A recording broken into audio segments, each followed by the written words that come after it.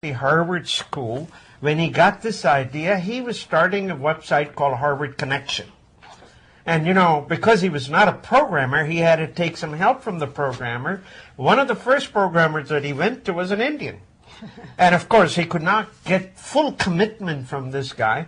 So he went to Mark Zuckerberg, who realized that this is what it should be. So Divya Narendra, he believed that he started it, so he sued Facebook. He got a $60 million settlement. But he has sued them again because he really thinks that they didn't tell him exactly how much the Facebook was worth. So there's another lawsuit came up. Now, a fantastic story and great profile. Kudos to India abroad for unearthing him. By the way, folks, Divya is only 28 years old, and he is at Northwestern University doing JD MBA. You know, he missed the train out on Facebook, so he has started another one.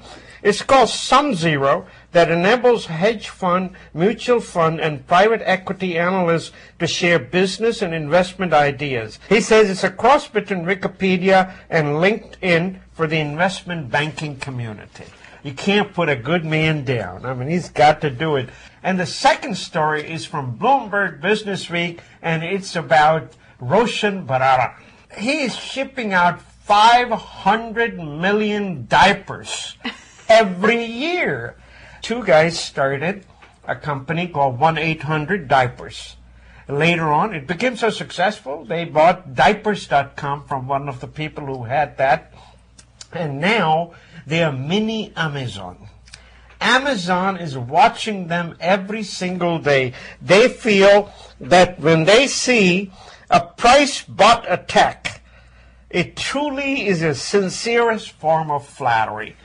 They have 1,250,000 square foot warehouse. They got 220 robots. They just added soap to it. You know, when you're ordering diaper, it's a door-to-door delivery. It's a wonderful concept. Then you can put some Vaseline on it. They've accessorized the diaper. Yes. You know, this is the kind of story that makes you as Indians feel good, because you realize we have the spark, we have the aptitude, and if we find the right kind of opportunity, boy, we can really take it places. Folks, we've talked about the Commonwealth Games a few times on this show, and yes, it was a very rough, shaky start to the whole Games. But we ended on a very positive note. I don't know if you knew this. India, folks, is right behind Australia, which was number one in medal counts. Australia had 74 gold and 55 silver. India came in with 38 gold and 27 silver. But this is the best part. We came in ahead of England and ahead of Canada. England came in with 37 gold medals, just behind us, 59 silver. Canada with 26.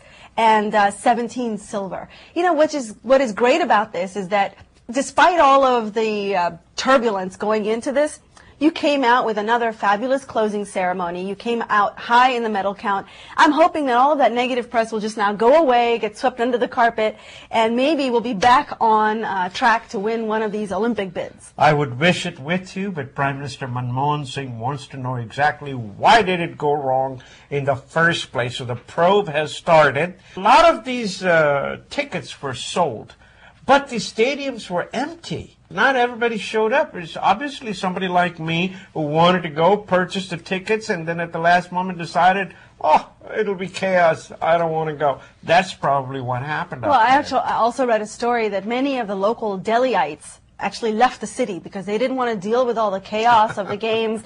And it's a bit disappointing because it was in their backyard. You would think that, you know, the local population there would have been all over these games. But in fact, many of them took what they call the Commonwealth Escape Tour package just to get out of the city. I think at the end of the day, this was a necessary step for India to take. Good, bad. I'm glad that Prime Minister Manmohan Singh is doing a probe. He should, because we really need to show the world that we can put on a show and do it without all of the turbulence.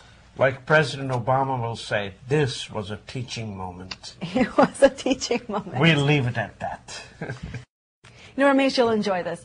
Time magazine did a fold-out of the 40 most influential politicians who are still under the age of 40, who are going to influence politics to come. That's the title of the article, 40 Under 40. But there are actually 3 Indians who made the list. You won't be surprised by these names, folks, but the fact is we are up and coming in the world of politics, and these names show it. First on the list was Nikki Haley.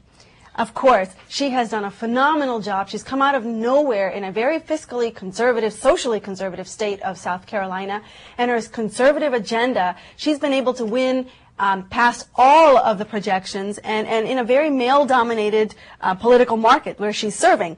Second on the list, again, Bobby Jindal. You know, he didn't do so well in his response to the president a few years ago. I think people have forgotten. I think they've forgotten as a result of the BP oil spill. You know, he came out very forceful, very authoritative. He was crisp, he was quick, and he was quick to criticize the president for not being more quick to come to the area and to survey and to do more. And I think people will remember him for that reason. And it stuck. And it stuck. I mean, Yeah. even I found myself sympathizing with what he was saying because his area was so heavily devastated. That's right. So I think he definitely won the spotlight back. And he's, of course, only 39 years old. Nikki Haley is only 38 years old. And the last one is Jay Goyle. He is a state representative from Ohio. And he is running for election. He's only 29 years old, and he's already the Democratic majority whip.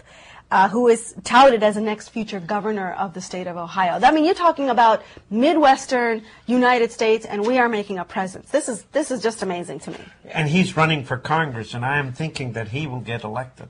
So there you go, folks. 3 names to keep an eye on as we look forward to the 2012 and future elections. Very proud of them.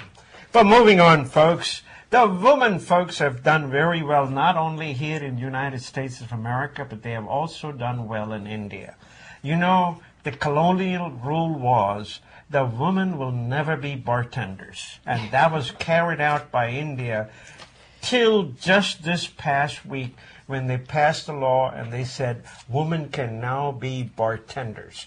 So watch out, folks. When you go to visit India, you will have women bartenders just like you have here in Washington, D.C. I think it's actually terrific because what so happens in